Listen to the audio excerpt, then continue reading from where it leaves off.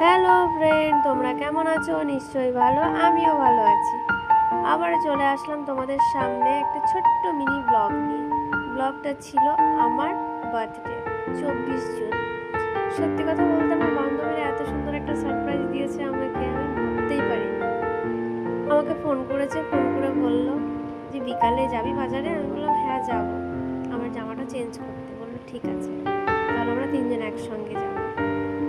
আমি গাড়ি রাখতে গেছি, ওরা কোন ফাঁকে যে আমার জন্য এত সুন্দর একটা সারপ্রাইজ নিয়ে এসছে তোমরা এখনই দেখতে পাবে। আমরা তিনজন যাচ্ছি যে আমাদের বগুড়াতে। ওরা কেকের দোকান থেকে কেকও নিয়েছে, সত্যি খুবই সুন্দর। তারপরে আমি চলে গেছিলাম মাঠের দিকে। ওরা বললো যে গাড়ি নিয়ে মাঠের দিকে চলে যা, আমি আসছি। আমি গাড়িটা রেখে তারপরে ওদের পেছন পেছন এগিয়ে গেলাম, ওরা আসলো।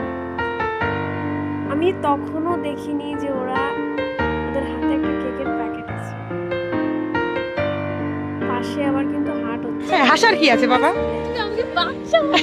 আমিও দেখে তো অবাক, কথা খুব লজ্জা করছিল। ফার্স্ট টাইম এরকম একটা সারপ্রাইজ পেলাম। সত্যি ওদের তুলনা হয় না। ছোট্ট বললেও জিনিসটা আমার কাছে অনেকটাই বড়, অনেকটাই পাওয়া আমার কাছে। পাশে বাজার হচ্ছে, ওই আমার ক্যামেরাম্যান। সত্যি কথা বলতে ওই সব কিছুই করে। এই যে কেকটা কাটছি, কাটা হয়ে গেছে ওদের, মানে আগেই কাটা হয়ে গেছে। ওদের একটু খাইয়ে দিলাম। ওরা আমাকে বলছে কি এত ছোট একটা কেক এনেছি, তুই আস্তে আস্তে বার্থডে, আমরা আস্তে আস্তে বলি বার্থডে হ্যাপি বার্থডে, কারণ যদি মাঠের লোকজন এসে যায় তাহলে এইটুকু কেক দিয়ে কি করবো, ওদের কোথায় দেবো।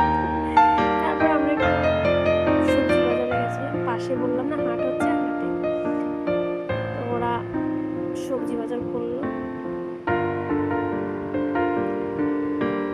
বলছে ভাই কি এরকম ব্যাগ নিয়ে আসে বাজারে?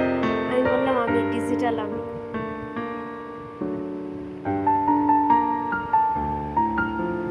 আমাকে সবজি বাজার করতে দিয়েছে, আমি ওকে বলছি এটা ভালো হবে তো, ভাবতে পারে। তারপর আমাদের ছোট ছানাপোনা আছে, ওদের জন্য একটু পেস্ট্রি নিয়ে নিল। তারপর আমি একটা জামা এনেছিলাম, সেটা চেঞ্জ করতে